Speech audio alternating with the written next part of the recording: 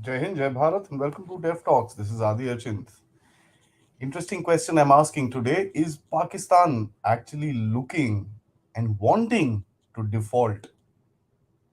You can expect quite a lot of weird things from Pakistan, but this is a different angle. Here is a country who's wanting to go down the tube, as per se.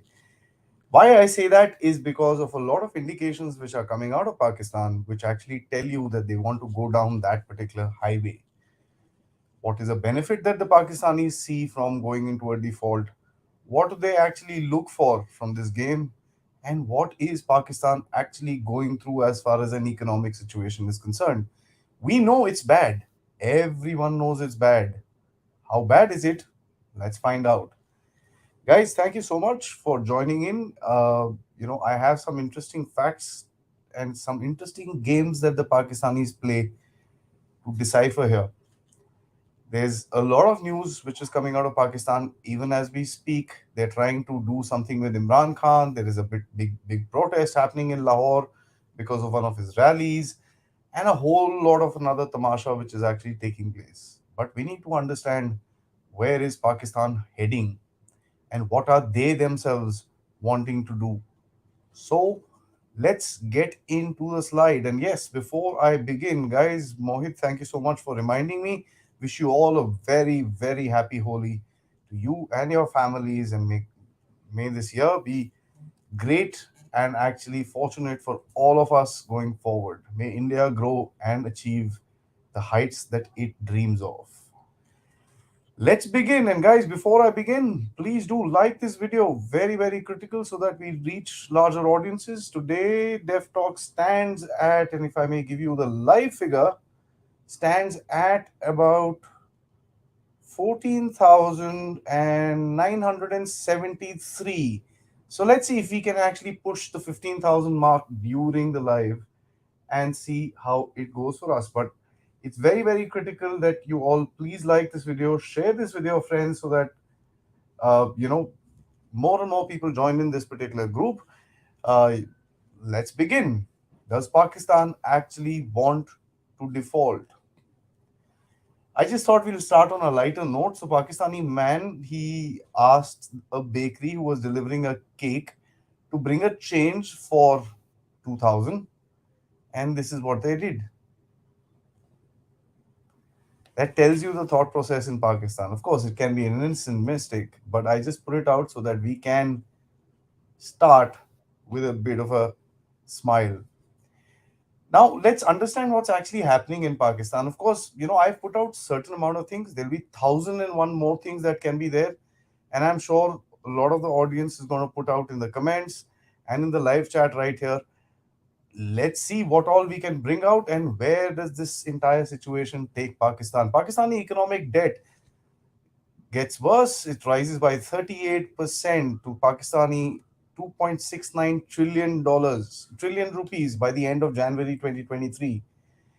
One of the things it is very important that we need to understand, that the debt was about 14.98 trillion in January 2022. Okay, so it basically went up by 6 trillion Pakistani rupees. This report that was put out by the Pakistani Economic Ministry talks about the factor that massive devaluation of the local currency has happened. Some amount of factor could be played up with that, but at the end of it, that is the reality. You can blame it on the dollar going strong and this and that and or anything else, but it is very, very interesting that we need to realize that the debt is actually going up, right? They don't have money, but they're still spending it. Modi slashes Pakistan's credit rating to its lowest in the past 30 years. How this worsens the debt ridden country's woes. This was a news that came out of First Post. This talked about cutting the Pakistani credit rating from CA1 to CA3, right? And this significantly raises the default risks. I want us to keep this particular thing as a premise. I'm sure the Pakistanis have seen it as well. Let's keep this as a premise and let's see what the Pakistanis are doing to understand their little game plan. Bending over backwards, Desperate for IMF bailout, Pakistan saddled impoverished citizens with steep loan of interest hikes. 2% interest hike right there. So it's pushing the burden on the people. One of the things that we also can understand is Pakistani government stopped salaries, payment of bills as economic crisis worsened. So Ministry of Finance actually told that please don't pay anymore. So they're coming to that point. No salaries, ban on luxury cars, five-star hotels, Pakistan's austerity measures for politicians who looted the nation. Interesting. Uh, Shahbaz Sharif recently announced austerity measures. So, when you look at all this stuff, it seems like Pakistan is making all this effort. The interest prices went up, as the first slide showed you. Then they stopped salaries, and then they're gone into austerity measures. A whole lot of things that you find Pakistani is doing. Today, this thing came out is that the IMF has actually told Pakistan, you need to prove to us that this year's liability which you have would be able to be paid by Pakistan. So you need to tell us how much money you're actually going to be able to raise up from the market, how much money are they going to be able to pay out to the market, and they've got some 8-10 billion dollars that they need to pay back to the market. Will you be able to do it? Now the funny thing is that the IMF is also interesting. Every now and again they've been increasing their requirements with Pakistan. Of course, Pakistan is basically a basket case, so they when they go in, they dig a little deeper and they find more faults, and they're trying to secure themselves. At the end of it, they're giving money. But the Pakistanis, of course, see this as a big challenge, and they've been very, very derogatory statements coming out of the Pakistan. We are not servants, and this and that, and all that stuff that was said by some very senior people within the government.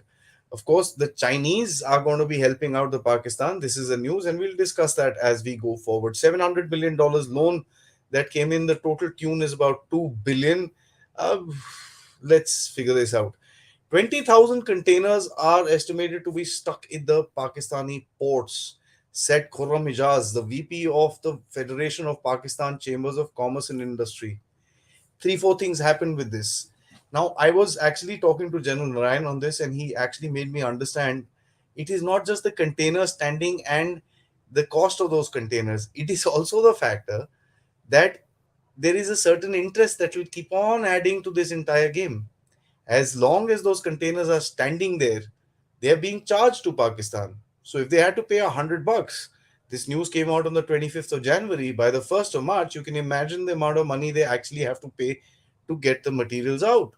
Now your containers are standing there. It carries food, it carries raw material for your industry or whatever little industry that they have.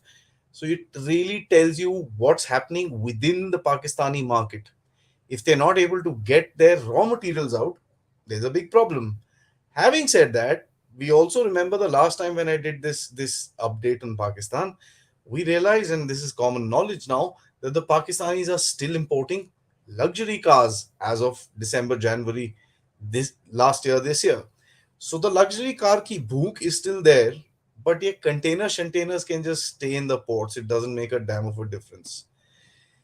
The Imran Khan conundrum. As I was saying, Imran Khan has announced the campaigning for the elections that has actually sent a lot of fear down the spine of the so-called establishment as well as the sitting government. As a matter of fact, the Pakistani ISI chief, the army chief, and the prime minister, along with his coterie of ministers, actually sat down and had a meeting just 2 days ago when Imran Khan announced his campaign. Imran Khan, of course, has these cases, Tosha Khana, this Khana, that Khana, and all that stuff. But interestingly, a Gallup survey came out and which said 61% of the Pakistanis are actually happy and they want Imran Khan back. They consider him to be the most popular leader.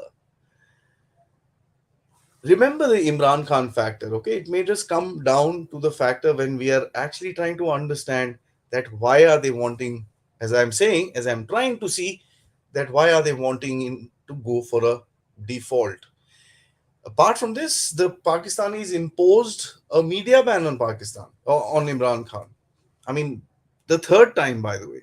It's not the first time, it's not the second time, it's the third time. Did they open up the previous ones? No, they just put new ones on him. Funnily speaking, and India does not have press freedom, right? So Pakistan does not even feature, probably doesn't even feature in those lists, courtesy the UK. Anyways, different subject. We'll talk about it some other day. Why do they want to get him so bad? A survey just tells you he's the most popular leader in Pakistan. They know if this guy comes back with this whole political crisis, by some hook or crook, this guy sits there, he's going to have them for lunch. They know that. And of course, the Shahbaz Sharif side, a lot of Imran Khan followers say that they are cleaning up their cases so that they can, not get caught later on. And this guy wants to come so that he can catch them. Of course, kursi ki bhook to hai Imran Khan ko. There is no doubt about that. So the Imran Khan conundrum is going to play a big role today. There's, as we speak, there's massive, supposedly massive gathering of people in Lahore. There've been some, water cannons sprayed on them, and this and that, and a whole lot of things that actually happened there. Some women got injured. So there's a lot of kachra, and there is still a lot of support for Imran Khan. Incidentally, I couldn't add that thing here. Rana Sanaullah, who's the internal minister of Pakistan, today says that the previous ISI chief, right? The previous ISI chief will be investigated into. Probably the first time in Pakistan's history, the ISI chief. It's going to be interesting how this thing turns out. I'm sure the ISI chief has his people still there in the army, his loyalists still there in the army. How will they react? Me and General Ryan, as well as General Hasnain, and I've been discussing this for the past some time with regards to the Pakistani army and their reaction going forward. Confidence. I'm sorry if the spelling is not that, but that's what I wanted to say. The Pakistani Army Chief General Asim Munir assures the businessmen that the worst is behind us. Right? All that stuff, basis points increase, ye, wo, 50, 2,000, 20,000 containers stuck, this stuck, that stuck. And the army chief says, no, no, don't, nothing to worry, we are here. Isn't that the same thing that General Faiz said when he went to Afghanistan? Just a question. The China factor. What is the China factor in this entire game? Of course, China, Pakistanis owe maximum money to China, so China probably holds quite a lot of sway within Pakistan. There's no question about it. Will China help? China has already helped. $2 billion loan from China is being worked on, which is basically a rollover. $700 million is the loan. $1.3 billion from the one of these banks in China, ICBC, International Bank, Chinese Bank, or something, Industrial and Commercial Bank of China, or something. $1.3 billion comes from there. Interestingly, the factor that the Chinese also have, if you notice, come at the last minute to come and help Pakistan when things are just bad. Why are they doing it at this point of time? They had to give money, they could have just given it before. Why bring Pakistan to a point of time when Pakistan is literally on its knees? That tells you that the Chinese don't trust Pakistanis either. That also tells you that the Chinese know if we give Pakistanis money early, Pakistanis will put out the money and come back and say, sir, or de do. So the Chinese also keeping them on a tight leash, right? They gave some $700 million. Now, the funny thing about the $700 million and this whole 1.3 billion that is coming up and everything like that is the factor that these guys needed to pay back China about 1.1 billion in total over the past year. The last amount of that $1.1 billion was paid sometime in January, February, when China literally demanded that, boss, there's last this thing of 500 billion, you please give it to us. Pakistanis gave that money, and the Chinese next day gave $700 million to them in loans. How much did they gain? 200 million. Right? So if what they are talking about is a 2 billion thing, out of that 1.1 billion, Pakistanis have returned and got 1.3 billion back. Okay. So you can imagine this is how the game works. The Chinese are also not very, very keen of getting into this entire thing, and they are going to roll over some more here, deposit, and all that stuff. Funnily speaking, The Chinese have agreed to support the Sri Lankans in terms of their debt restructuring, and they've, after a lot of pressure, but they're not doing that to Pakistan. But they're still giving the money to Pakistan. So it's basically the Chinese also trying to ensure that Pakistan does not sink, but they don't want it to, be in a place where they have some extra money. Because the minute they have that, poof, it's gone. Something that we need to understand. Pakistan and China are now being linked with a lot of interesting thing that multiple Chinese and Pakistani firms are on the trade blacklist for contributing to ballistic missile programs of concern. Concern are where? Of course, North Korea. And I won't be surprised if the Pakistanis have sold something to the Iranians or somebody else in that entire region. This is interesting. Why? खाने को पैसे नहीं है भैया, and you're doing illicit business here and there to try and sell some missile thing here, then this and that and the other. This is after the fact that the Pakistanis have already been caught with the hand in the cookie jar by selling weapons to Ukraine. Why am I talking about all this stuff? Let me just take a minute breather and actually say, why am I talking about all this stuff? Why I'm talking about all this stuff is that you have to keep all these factors in mind when you are trying to understand what the Pakistanis are actually wanting to think. Wanting to think. Hear my terms very, very clearly. They can't do it on their own, so they have, wanting to think. Because at the end of it, we all know Pakistanis are a first half country. Great plans at the beginning, going forward, ye ho jayega, wo ho jayega, confidence of the army chief, and what actually happens is completely the opposite. We see that to the Pakistanis, God knows. Let's move forward. Will the IMF work? Big question. Sri Lanka is getting approved a $4.5 billion IMF loan. After default, Sri Lanka is now getting money. Bangladesh, who's nowhere in a critical state, is getting $4 billion from the IMF. What are the Pakistanis crying for? The current tranche of about what, 1.5 billion? They have to give back to people 8 or 10 billion dollars. They're asking for 1.5, a rollover deposit from one of these banks of about 2, that's about 3.5. Let's say the Pakistanis spend everything. They're, little bit reserves and all that stuff. What do they have? And they're still importing. Is this being done Jange? Because the Pakistanis at one time had stopped imports, and that was a right decision. They stopped all these luxury items, they stopped everything. But a lot of the, I think the wives of a lot of the generals wouldn't have got lipstick and this and that. They would have said, boss, band karo ye bakwas, we can't survive like this. And the rule was removed. We need to look at the factor whether the IMF is going to work. Why? Because if it's not going to work, then why are the Pakistanis wasting so much time on it? Or are they wasting so much of time on it? Because if you listen to the IMF says that the Pakistanis don't seem serious. Okay, Pakistanis don't seem serious. I mean, it's really interesting. You hear two sides of the same story, and you wonder what exactly is actually happening there.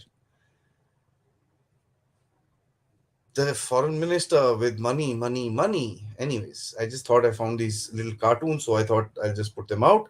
Uh, you know, a bailout alone will not help the country.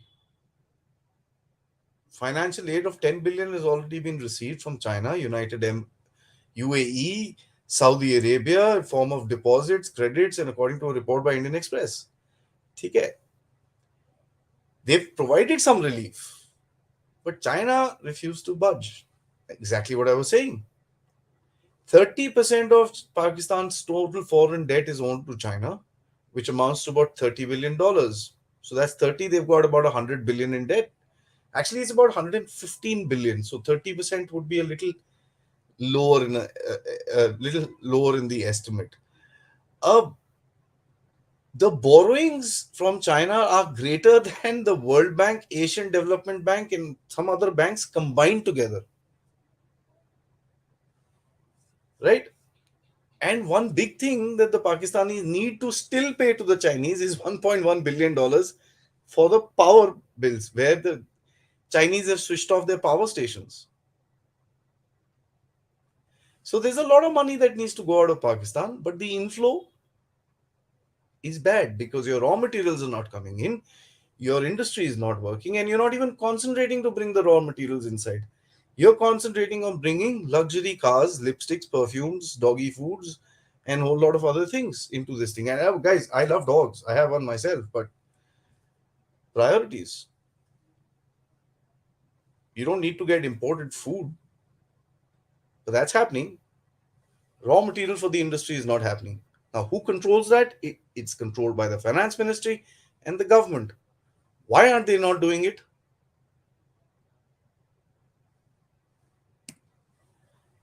Imran Khan, I found this to be very interesting, and he had said this on the 17th of February last month. He said the treatment of cancer with a disprin, right? I find this to be absolutely precise description of what, uh, uh, you know, what is actually happening in Pakistan. Treatment of a cancer with disprin. Sometimes he comes up with damn good stuff. I have noticed this. It's not Imran Khan can come up with a doozy sometimes. But anyways, where is the focus? So we were talking about that containers are not getting free, luxury cars are getting free, lipsticks, perfumes, all that stuff is getting free. And by the way, Tim Hortons, that Canadian chain, I'm sure all of you know, they did the highest sale. And it's not just Tim Hortons. KFC also did highest sales. So the focus of Pakistanis are, it's amazing. You know, one of the things we need to understand with regards to Pakistan is the factor that are they Chan K doing this, because of the way that they're trying to do stuff, it is ridiculously crazy. And you'll find, and this is an argument I've given multiple times on the show, is that why is Pakistan not getting any sense into the head? They're gonna collapse. Somewhere down the line, I actually now realize they want to collapse.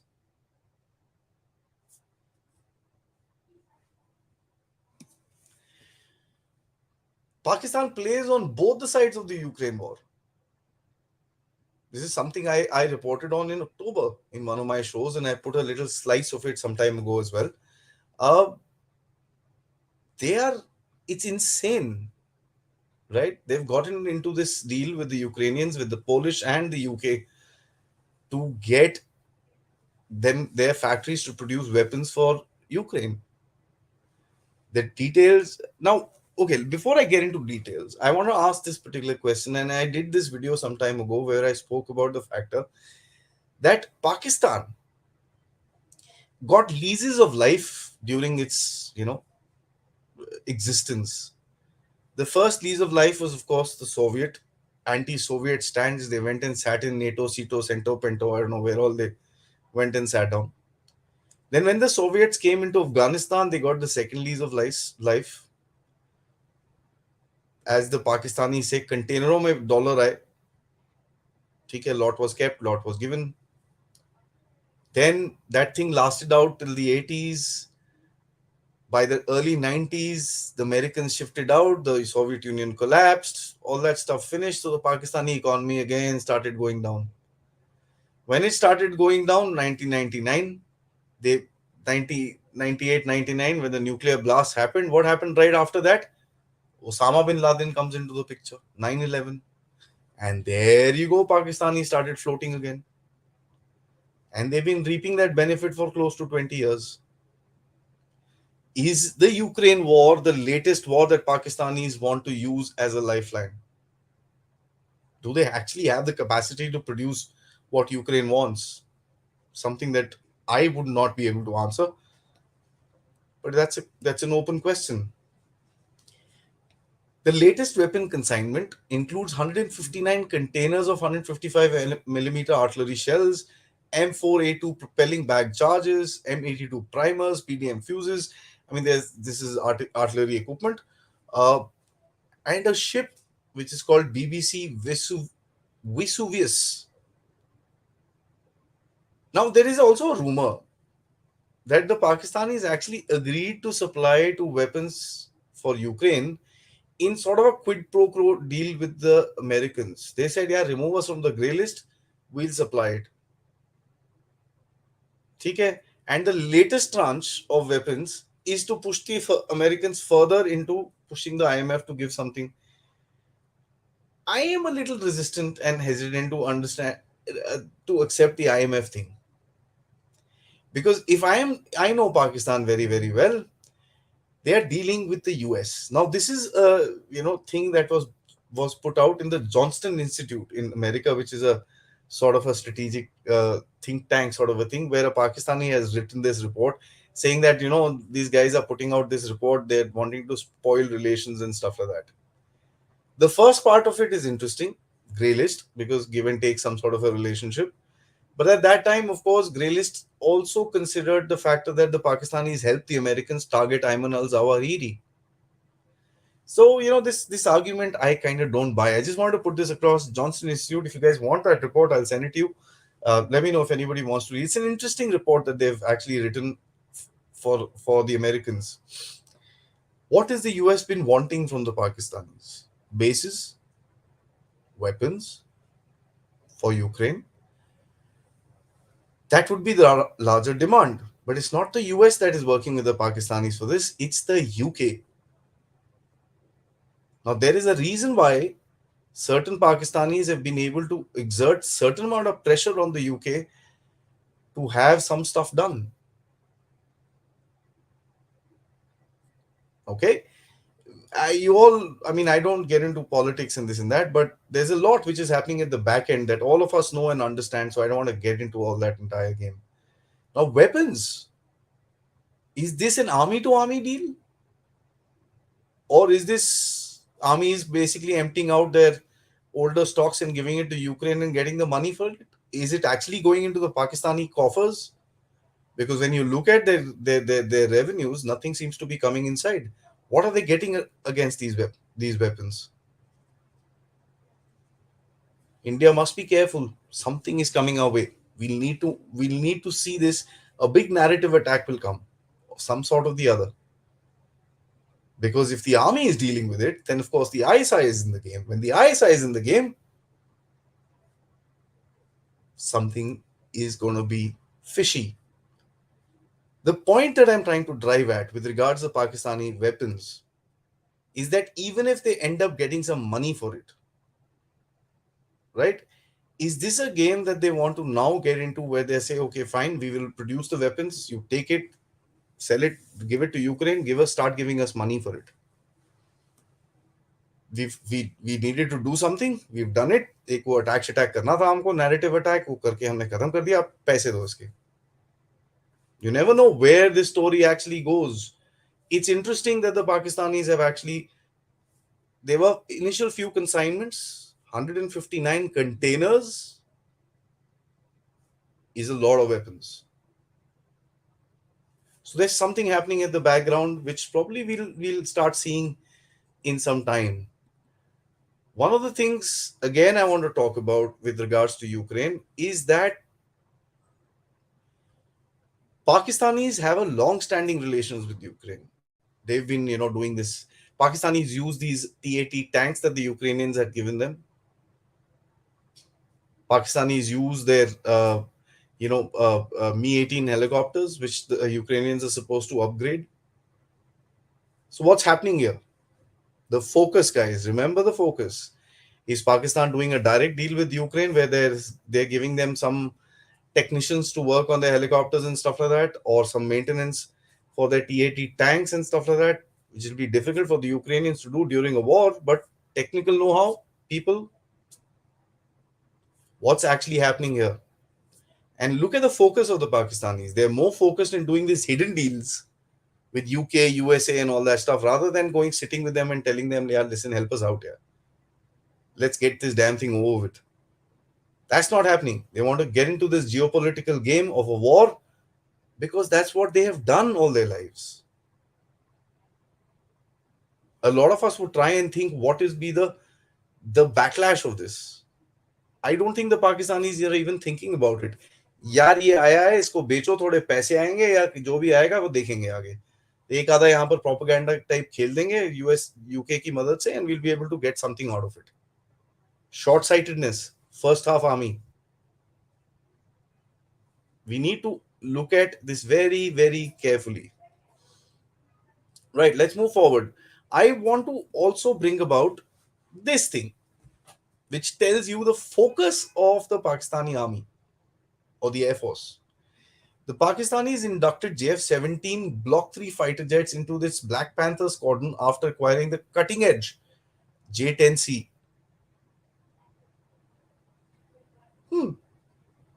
In 1 year, two types of aircraft. Block 3 is supposed to be the, the best of the best of the best of the best of this JF-17 thing. It's so best that the Chinese don't fly it themselves. Different story for a different day. But this is where the Pakistani focus is: weapons. They're wanting to sell these fighters to Argentina. So will Pakistan reduce to become a rogue weapon supplier to the world? God alone knows. I just thought I'll mention this. Today, India gave back, and I think this gave back nonsense needs to stop. We have to just say, and I think the response has been perfect, unworthy to even respond. Half of the YouTubers are saying, "Oh, नहीं भारत के साथ ये करो, वो करो, ये करो, वो करो," लेकिन कश्मीर नहीं छोड़ेंगे. You all who've seen the videos with General Ryan know what's going to happen to Kashmir. Know what's at stake in that entire region. Their side of Kashmir, not ours. This is a dream. Now, economy बंद हो रही है, ठीक है? Everything is shutting down. But Pakistani Prime Minister Shehbaz Sharif is Armani suit. He sets up a fund of $10 billion for Turkey.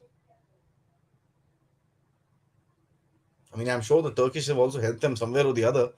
But this is insane. Your own people don't have money, and you're giving money to another country.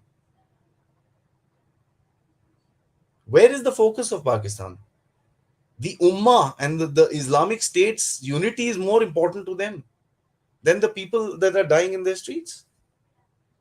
So a lot of people today, and I've read these very interesting articles today from some very, very high-ranking Pakistan watchers who say, "Oh, no, no, no, default and this and that is all nonsense." Sab, where is the focus of Pakistan? Are they even focusing on it? They've got a finance minister who first shouts at the IMF, who writes articles against them, he screams against them and all that stuff, and then sits there and says, "Give me money." The IMF comes out and says, "I don't think the Pakistanis are serious in wanting to do these reforms." But their concentration is where? Sell or send weapons to Ukraine. What is going to be coming in return? We'll have to find out. Set up a fund for Turkey and induct brand new fighter jets. What in the world does Pakistan need fighter jets means? For, I don't know, something that I don't think the Pakistanis even know. Naveen, thanks for the fact correction. Yeah, I'm sorry. Yeah. Pakistanis prefer Armani, not Louis Vuitton. Yeah, sorry. My apologies on that. But that's what it is. Where is their focus? And if somebody is going to turn around and tell me that the Pakistanis are actually serious with the IMF, what is all this? Geopolitical game in Ukraine. China के साथ आज, by the way, Chinese have given them some radars and all that stuff. They obviously are going to pay for it. China not going to give anything free to anyone. Then you're going asking them for loans, and then this. Now, last two slides, guys. After that, I'm going to take your questions. Something to think over. Every time we've discussed Pakistan on this channel, one question has always come up, and it is always nagged me. We've always all had the answer. How the hell does Pakistan survive? What does it have? Where do people have the money? Where is this coming from? The the question I'm asking is why people have luxury cars. ये है वो है सब कुछ है. And if you listen to these so-called YouTubers, especially Sajid Tarar, who was I was listening to just by chance today morning, he says the luxury cars and all that are still running in Pakistan at full speeds. Tim Hortons, KFC. Don't tell me that people sitting abroad are sending their relatives money in Pakistan to eat Tim Hortons and KFC. There is still some sort of a game that we don't know about in Pakistan. So I asked myself, what is the size of their black economy? Then I said, yeah, let me just dig into it. And this is what I found. From the Dawn, published in June 2022, it says Pakistan's shadow economy accounts for 40% of its GDP. Right? As the authorities and key government figures have been drawing attention to economic losses due to illegal trade, the country's shadow economy accounts for 40% of the GDP, while 6% of the gross domestic product is being stolen every year, says a study on tax evasion. The next thing says, staggering 74% of cell phones sold in Pakistan was smuggled into this country. When it came to vehicles, 53% of diesel, 43% of engine oil, 40% of tires, 16% of auto parts sold in the country were smuggled. 20% of cigarettes in Pakistan were smuggled. 23% of tea. Law enforcement bodies are only able to seize 5%. Pakistanis are smuggling tires inside their country, and the enforcement authorities.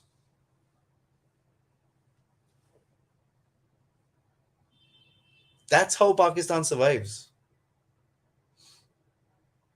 That's why the guy on the street, when we see these street interviews, he still has the guts to say, and he still has the very gall to open his eyes and say, "Oh, India ko hum kha denge."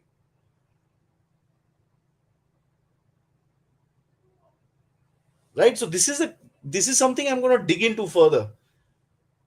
And it's interesting to realize that there is a country that runs on smuggling. So when the people running the country actually know यार 40-50% तो हमारा ऐसे ही चल जाता है, why should we run behind the IMF? Brings me to the last slide, which are the thoughts, which I say, why do they want a default? The first point I'm asking is, they're not serious. We see that for a fact. They are just not serious. Prime Minister is here, there, everywhere. The foreign minister, they, as per the Pakistanis, वो पाकिस्तान में दौरों पे आते हैं. Means he comes on visits to Pakistan. I believe he's sitting in some women's conference somewhere in Europe. What the hell is a Pakistani foreign minister sitting in Europe doing a women's conference? But yeah, that's what they're doing. Do they have another choice? Yeah, they have lots of choices. Straighten up your act. Get straight. Stick up. Do what the IMF is telling you to do. It doesn't take you 6 months. They've been trying to do this damn thing since November. ओ हम IMF पे जाएंगे, हम ये करेंगे, हम वो करेंगे. भाई I have made videos about IMF in November यार. 5 महीने हो गए. Why aren't they implementing this if they don't care about the public? That's what I'm saying, right? I am saying that they don't care about their public. Why aren't they implementing what the IMF is telling them to do? Because the public, the next time the elections happen, which Imran Khan has been able to get the Supreme Court to put out, they will lose. So it is not to do with the people. भाई election में रहेंगे, ये तो करेंगे तो और पैसे बनाएंगे ना यार. And as Naveen had reminded me some time ago, very, very interestingly, they want to buy more Armani. That is the thing. This country and has never stood up for anything. I mean, a lot of people say when things will go bad, Pakistan में आग लग जाएगी, लोग protest करेंगे and all that. Sri Lanka में इतनी हालत खराब हुई. What happened? The protest lasted for a week. After that, what? People went back and stood in those damn lines to get food. I don't think the Pakistanis will even stand for 2 days. They there is just a complete disconnect from reality.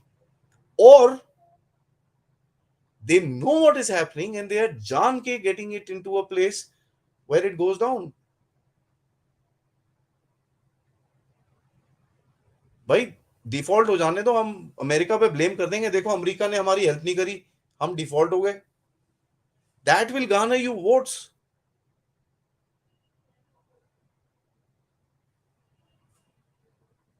I mean, this is my hypothesis and I've been thinking about it out loud. Why isn't the Pakistanis taking the steps that are required to be done?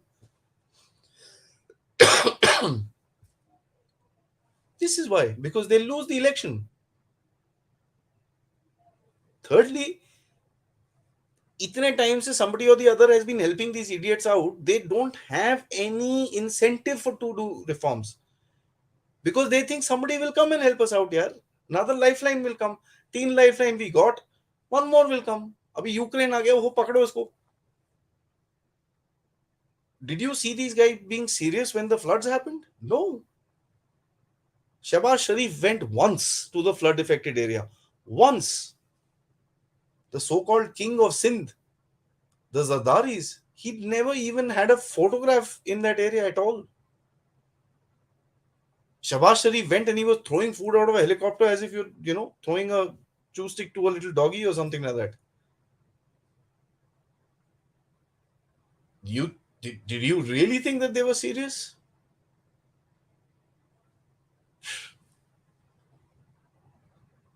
It's insane. Now, why would you go into a default? Politically speaking, it's easy. Go into a default and turn around and say, "Bhai, we don't have money for the elections. Get lost. No more elections."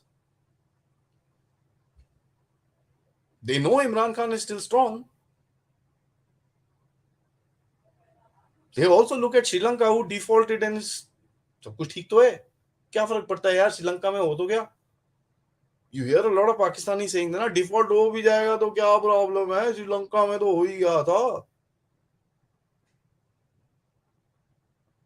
Because in their stupid minds, they think that default will give them some time to breathe. I think it's more of a selfish thing politically rather than anything else, and they don't care about the Pakistani people.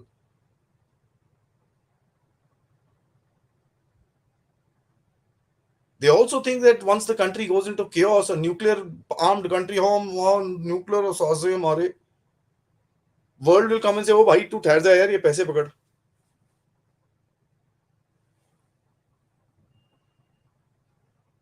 And पैसे आएंगे, what will happen to it? It will go. Is the army creating a situation so bad that the entire political system has failed so that it can come into power and throw these guys out?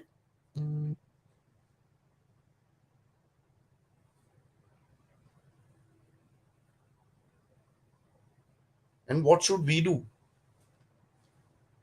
One of the biggest questions we always ask, what should we do? Nothing. One word, nothing. Never put your hand into fire. It'll get burnt. And you don't want to be caught with your hand in the cookie jar.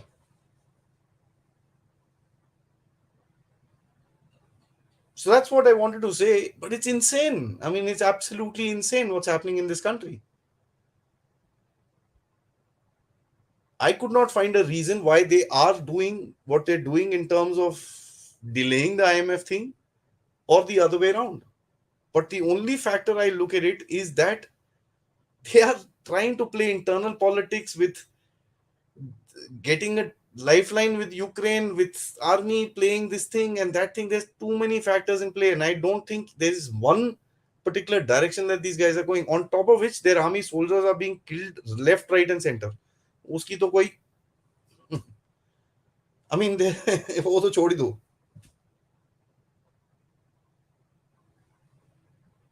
कहाँ भाई?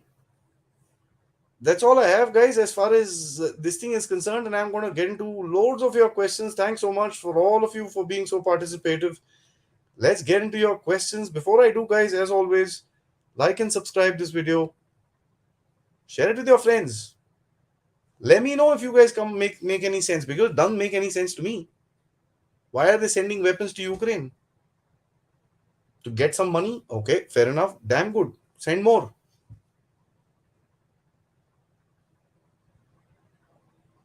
But they can't accept that money because they've officially denied that they're doing this.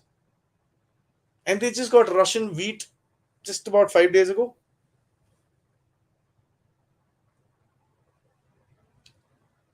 Is this the inevitable time when, what me and General Ryan spoke about is the game up of Pakistan? I don't know. Is this the way that the Americans have also planned? Ki, bhai, let them sink. That's the only way we can get rid of their bloody nuclear weapons and twist their tails. I don't know. Time will tell. Loads of things in the pipeline, guys. The Americans obviously have plans for it. Why did they leave so much weapons in Afghanistan? For whom? Let's get into your questions. Like, subscribe, and if you can, please do help out the DevTalk efforts. The QR code is right here. You can join as a member. Send us a super sticker or super chat. Thank you so much. Naveen, thanks so much for your contribution. Nice to see you here. I hope you're keeping well after a long time. Aadi, the more one looks at Pakistan, the more likely Imran's ascendance seems. Imran or no Imran, do you think there's a scenario where they can make an economic recovery? Also, your thought on martial law. I mean, I actually just talked about that. Martial law is something I find as, I don't know. I mean, this is either this army is angling to make these guys so useless that Imran Khan is useless, these guys are useless. Boss, we are the only ones. Convince the public and get the public to call you inside. I don't know. Economic recovery wise, I don't see that. I don't see the attitude for it. Here is a prime minister who does not want to sit in the country. The foreign minister who's on visits, short visits when he comes back to the country. I think the fourth finance minister in the past year, who's supposed to be the Jate or Sadhu or whatever you want of the prime minister. He's got 86 cabinet ministers. 86. And the army keeps spending money on buying new weapons. I don't see an economic recovery at all. And on top of it, they've got, who's that Ina Rabani Khar? She turns around and says, boss, oh, India is buying so many weapons and this and that. Who the hell are you to compare yourselves with India? Look at your size. Look at what you are. I'm not being so arrogant, but yeah, I am being a bit arrogant. India is nowhere in comparison to Pakistan, and this is something that they need to put in their heads. But who will tell them? Who will bell the cat? If all this is not belling their own cat, I don't think there's anything else in the world that can. Thank you, Raghav, for joining in as a new member. Thank you so much. Welcome to the community. Naveen, thank you so much for your contribution. And you say, Adi, going back to your title, Pakistan wanting to default. Will the default really be a bad thing for them? Is there any room left or losing any credibility at this stage? They're already junk rated. Absolutely correct. Who cares about the people? Anyways, with what will happen with the default? Well, economic default doesn't mean anything. That doesn't mean that the Pakistanis break up. That doesn't mean that the Pakistanis just lose control or the army loses control or the nuclear weapons go away. No, none of that. A default will also create a scenario where their debtors will not come and hound them. Yeah, the people will be on the streets and they'll have bhukmari over there. But that they feel is the world's problem. As it is, 40-50% of the economy is all smuggling. I don't know what they'll sell to this thing, weapons, drugs. Is it the, let me ask you this, Naveen. Is it the factor that the Pakistanis are going to convert their entire economy into a number two economy to survive? I don't know. General Narayan mentions Somalia, Somali's Somaliaization of Pakistan. I keep getting stuck when I say Somalia, whatever. You know what I'm saying? That's what Somalia is all about. A number two country. They, as it is doing whatever the hell they feel like, why not do it officially? All of you guys who wished happy Holi, guys, thank you so much. Happy Holi to all of you once again. People who think the Diya Nawaz Sharif's holy tweet is a mistake need to wake up. LOC and Punjab will be on fire. Did he? I didn't see this. I think, are you referring to a tweet that he's done with a Diya? I mean, I'm not sure the reference. Anybody in the audience can enlighten me on this? It seems a little interesting. Naveen, you also say Adi on the cake. It's I think it's because of low levels of literacy, especially in English education. For instance, there's no English channels in Pakistan. All their leaders have to tweet in Urdu. You know, this I know this comes out of a lot of these Pakistanis analysts. There are a lot of countries that don't know English. They're doing just fine. China. As far as education is concerned, sir, Naveen Saab, the problem is not English education. The problem is the madrasa chap education that you're getting in Pakistan.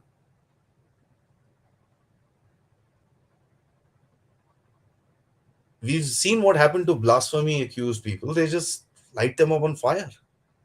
I mean, that's insane. And there's not one chap who comes around and says, Yaar, na karo ye bewkufi. Have we seen a political statement or something coming out of the actual owners of the country, the army? Nothing. Quiet. Education is not the problem. This whole radicalization which has gone into the heads. And me and General Hasnain actually discussed this. I must say, guys, that to me was one of the most telling videos I've done recently, along with the stuff that I've done with General Ryan. General Hasnain actually took up subjects with regards to the level of radicalization within the society and the thought process. That to me was mind boggling, to understand that the mind frame of Pakistan, a country who's formed against being, its whole being is against someone. How can it do good? And I agree with Minister Jaishankar, who actually said the other day, we cannot be anti-China. We are pro-India. So Pakistan has been anti-India. Their whole focus has been that. And they don't care about anything else. Is it possible to denuclearize Pakistan, de- denuclearize Pakistan or neutralize their nuclear weapons? Because it happens cross-border terrorism and other nonsense which Pakistan creates for India may be reduced.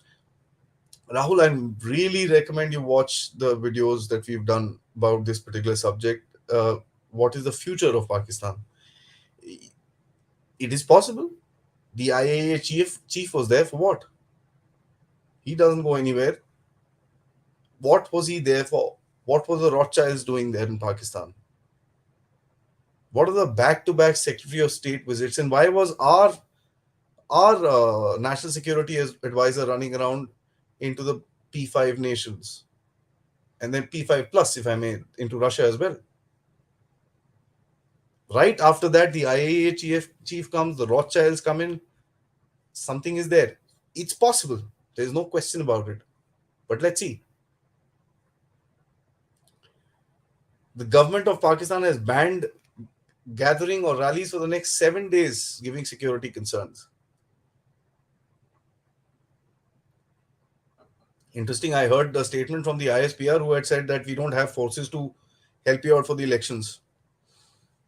So they don't care about security alerts, brother. They just want to keep Imran Khan inside. That's the main thing.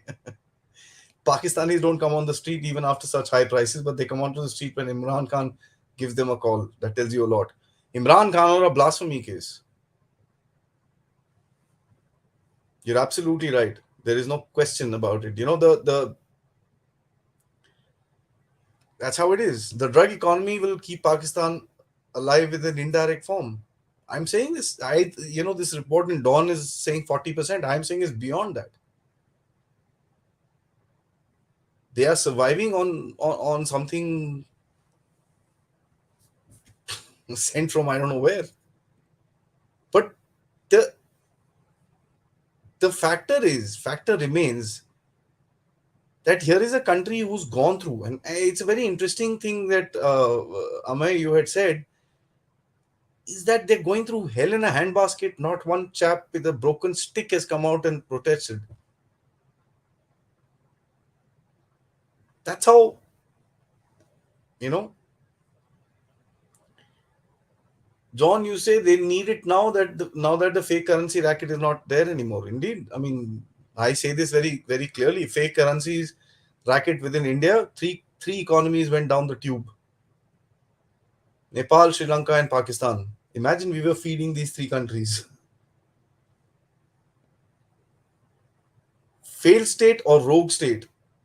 Mark, how about both? And terrorist state, if I may add. Yeah, sorry, you say soon to become a terrorist state. Not soon. It's been a terrorist state for a while, man.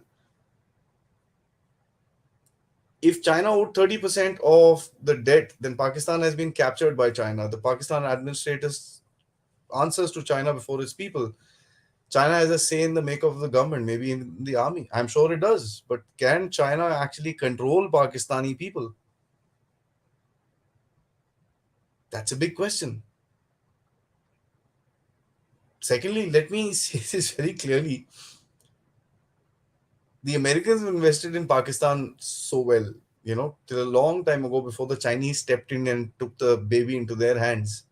What did the Pakistanis do to the Americans? Something that the Chinese need to wonder about. And the Chinese have closed their embassy in Pakistan, yeah. They said, see ya, man, we'll come back when it needs to be. And by the way, the 30% is known debt, right? We don't know the unknown debt. We have no clue about the unknown debt. Question, politically or militarily, what will be the trigger conclude, end the game? Whew.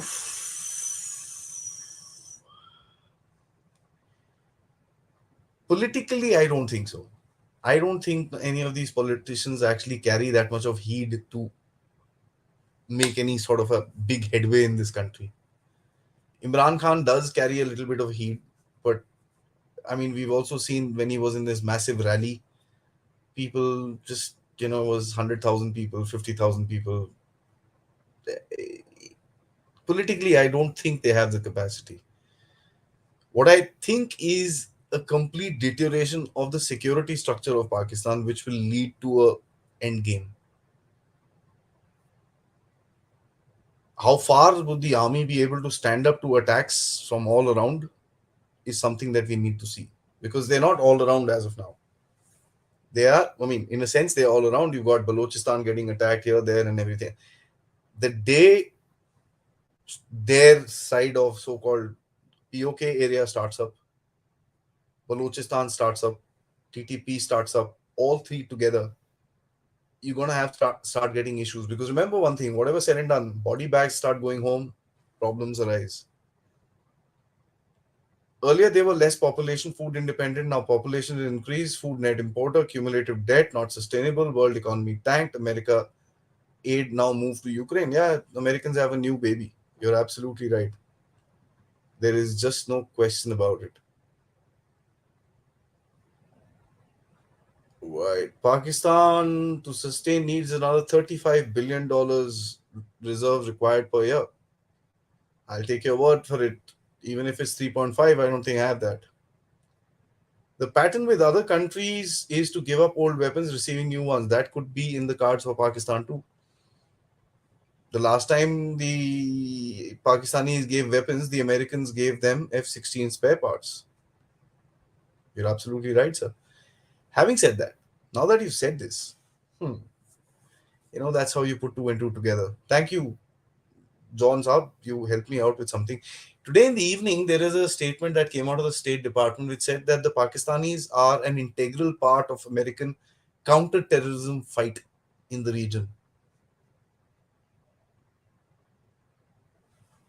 We'll need to think about this a little more. I'm just putting it out there. If you guys have any light bulbs lighting up, let me know, because I'm more focused on the questions right now. I won't be able to give it a deep thought, but you're hinting on something. JF Block 3 fighter are aluminium stealth fighter jets invented for Pakistan. Yeah, they're so damn great that the Chinese don't fly them themselves. We have to focus on the collateral damage that the crisis in Pakistan could trigger in the region. Mark, trust me, they've done a lot of damage. The damage in Sri Lanka, the damage in Nepal, the ongoing damage since 1971 in Bangladesh, that's all Pakistan. Sri Lanka, to a large extent, I mean, a lot of people, I can't prove it, but to a large extent, is Pakistan's fault. Yes, Mr. Satyam, I forgot the 8 submarines from China and some frigates also, now that you actually put it across. Yeah, some frigates as well. If IMF is saying Pakistan is not serious, then do you think elites are trying to milk whatever is left of Pakistan one day when all the elites will just take a flight, leaving everything in a mess? Sir, how can you make a mess a further mess? I mean, jokes apart, yeah, I mean, see, they've been milking it, right? There's no question about it. They've got dual passports, they've got accounts abroad, and a lot of people actually joke that IMF money will never even reach Pakistan. A lot of people are joking that this Chinese money will never reach Pakistan. So God knows. I mean, when you look at the kind of assets that the Pakistanis have been holding for such a long time, it's ridiculously crazy that you can't even imagine what is exactly how they've made this kind of money. Uh, Naveen, thank you so much for joining in as a member. I somehow can't see that membership notification on my screen, but I can see it on my live monitor. I'm going to take your question.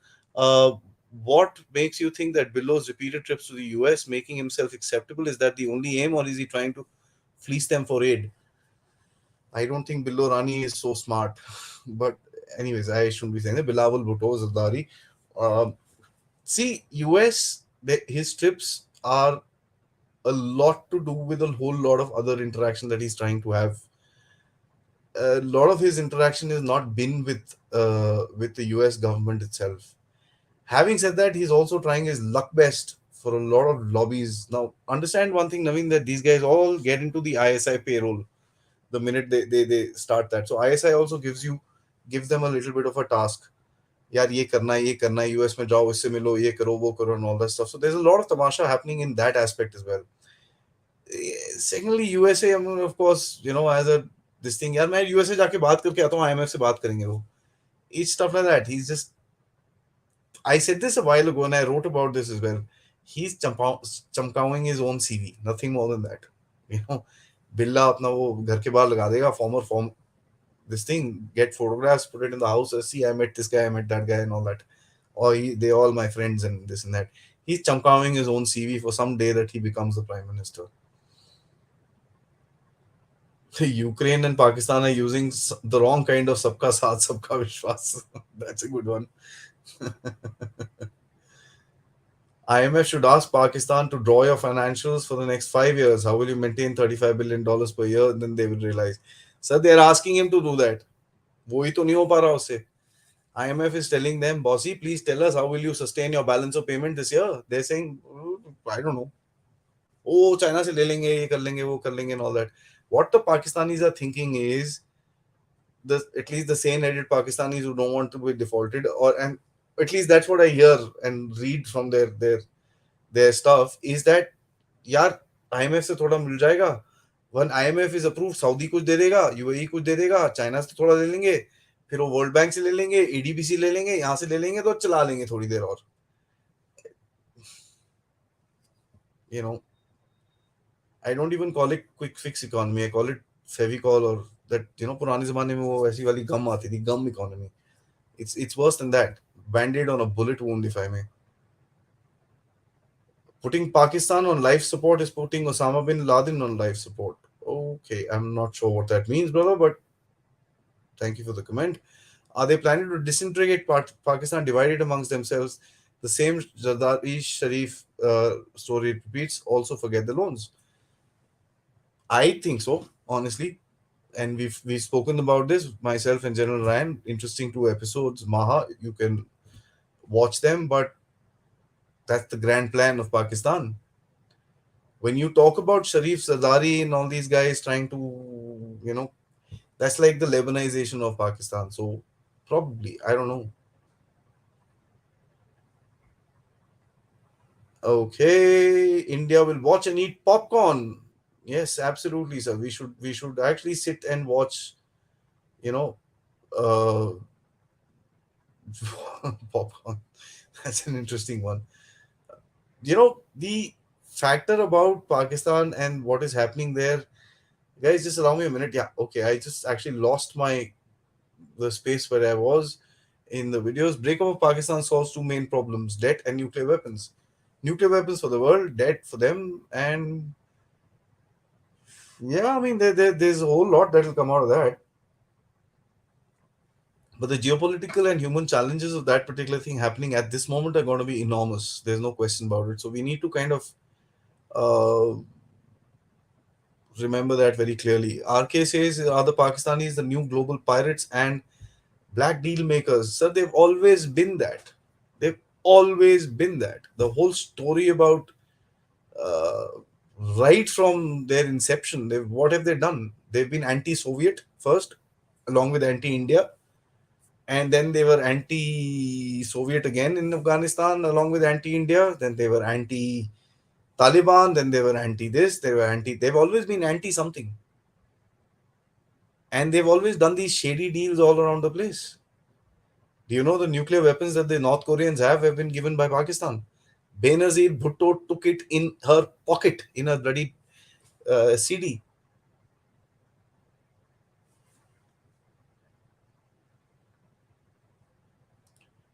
I don't think the army will take over, and money they get will go to the army, not to its reserves, and they think USA will help. Your view on it? Quite possible, brother. Quite bloody possible, because these army chaps are quite weird. As a matter of fact, they had put out a thing, austerity measures karenge and all that stuff and this and that. So one Pakistani, I wish I had saved this particular thing. He had put out a statement saying that यार golf course नहीं बंद करने चाहिए, क्योंकि golf course जो होता है ना, आपकी पूरा city के environment को ठीक रखता है. So you can imagine their priorities. Sir, how would you want to see Pakistan, like your ideal position? What is status quo or implosion without a breakup, or with breakup with five parts, like General Rajiv sir said? Somalia is okay, whatever. The Somali situation in Pakistan. I can't pronounce that. It's a damn tongue twister. Well, to me, the first thing would be the nuclear weapons going. Uh, the second thing would be that India exerting a bit of a control in Gilgit-Baltistan region. Remember, Islamabad, the POK area is going to be difficult because Islamabad is right there, and the Pakistanis will fight tooth to nail if we actually come there. We come there, they're going to be like 5 kilometers from the capital, 10 kilometers, 20 kilometers from the capital. So that's a little odd. But Gilgit Baltistan, there's going to be a geopolitical challenge. The Chinese have a road from there, so it's difficult to actually analyze what exactly will happen in that particular game. Having said that, uh, the internalization of their problems, like Somalia, like or Lebanon, like situations within Pakistan, I think it's already there. I think it's already there. KPK, that entire area, the TTP says, "Boss, this is ours. Get lost." Uh, you know, the Balochistan, the Pakistani army goes there. They blow them up there. It's bad. So, what is the current writ? Current writ is POK, Gilgit Baltistan, and Gilgit Baltistan is having massive protests. So, what's the writ there? So, your writ is basically that same map that General Narayan had shown, Punjab and Sindh. That's what is the actual Pakistan right now. So, I say that the breakup has already happened to a large extent. It's just not announced like the default. Okay, he did tweet about Nawaz Sharif did tweet about this. Guys, thanks, man. I mean, I missed that. I thanks for the update. Uh, yeah, why regional countries in the region are not concerned about failing a nuclear state in the bloc? Everyone is concerned, sir. Let me assure you this. The amount of discussions that are happening, and as a matter of fact, this is the first time G20 has taken anti-terrorism to be a part of their this thing. Narcotics and anti-terrorism were actually taken in as a part of their agenda. The first time. Ritvik says we need to stop bothering about Pakistan. The Pakistan army, ISI experts at surviving, they have doing this since they came to exist and they will keep surviving. Quite possible. Quite possible. There's no question about it. Quite possible. That's the army. What about the politics? Yeah, when army survives, the Pakistanis will survive. There's no question. Will Pakistan compete with Afghanistan in production of opium? Well, I don't know, man. They're massive distributors of opium. I understand that. There's no question about it. American stake is billions more than Chinese investment in Pakistan. The Americans want a lot more from Pakistan at the moment, probably at least bases for the time being, and I'm sure this Ukraine nonsense will continue for a while. Guys, we're at 1 minute 12 second, 1 hour and 12 minutes. I'm going to just start rolling through the questions so that we can bring this wonderful episode to an end. IMF is an old lion without teeth and paws. Well, I mean, it is helping other countries out, brother. So you got to understand that. And it's largely controlled by the Americans. World Bank, IMF, these are all American institutions. I'd recommend you read about their mission statement, and you'll kind of understand. It's not really written there, but you'll kind of understand how uh, uh, it plays. Anil, thank you so much for your super sticker. Thank you so much. I am grateful. No nuclear country has ever faced the instability Pakistan is going through right now. Mark, remember the Soviet Union?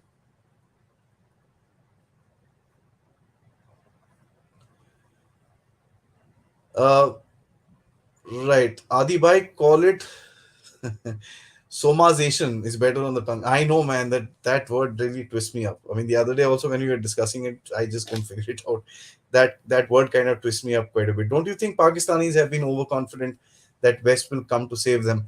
That's the whole thing. They're looking for a lifeline again. Thank you so much. That's what I've been trying to say.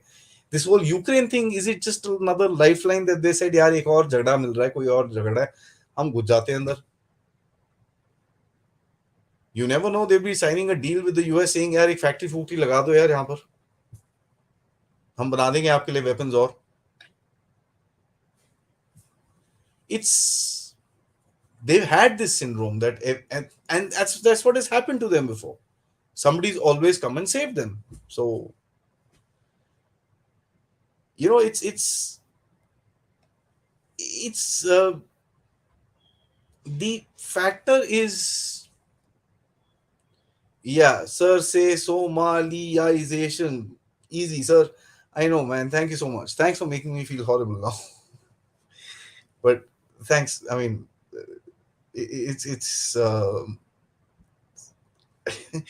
the factor that I'm trying to bring about is is the main thing is that you've got a country which knows what is happening but refuses to do anything about it. Either it's refusing to do anything about it, or it is literally not doing anything about it to go into a default. And the reasons of my argument I mentioned um, to you guys in the presentation. I'm going to take this last question from a very interesting name, and then I'm going to end this video, guys. Joseph Stalin asks, how can India exacerbate Pakistan's situation? Mr. Stalin, if you are the main Joseph Stalin, firstly, thank you for ruining the borders in Ukraine. But anyways, jokes apart, uh, to be honest with you, I don't think we should do anything. And whatever needs to happen needs to happen on a geopolitical level. Geopolitical level would be a cleaner version of actually, you know, doing whatever you want to do in terms of the international arena, rather than doing something covertly within Pakistan. Having said that, I'm sure a lot of covert things are even happening right now, but I don't think any major thing should be done by India, because if it backfires, it's going to be in our hands. We should sit and watch officially, and we should kind of see where this whole game goes, because at the end of it, Pakistan is an explosive country. Every time something happens in Pakistan, they blame us, and the factor is that you need to keep all those little things in mind. And there are loads of people, the UK and stuff like that, who will play with the Pakistanis to kind of push us down at this moment. So we need to be very, very careful with this entire game. Uh, okay, Vijay mentioned some books. Well, I am reading a couple of books right now. Let me just open them out. One, I'm reading The Clash of Civilizations, which is interesting. Then I'm reading The Grand Chessboard, which is from Zbigniew Brzezinski, who spoke about the Russia-Ukraine problem back in the 80s. And I am also reading the Narco Insecurity, which is a report that came out of NATO last year. These are three things that I'm reading. You need to kind of, if you want, please let me know, connect with me. I'll be happy to share them with you, but share the links with you so that you can figure it out. There's a book that I've just got my hands on to, thanks to Naveen, especially, is it's Gandhi, the political strategist. He found that for me and gave it to me. So thank you so much for that. But I have just started reading that. It's quite interesting. Probably we'll discuss it some other day. Guys, thank you so much. It's been a fantastic episode.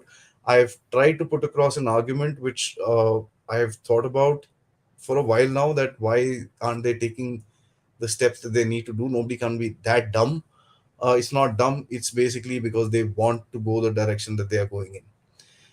Thank you so much, guys. Before I sign off, like, subscribe.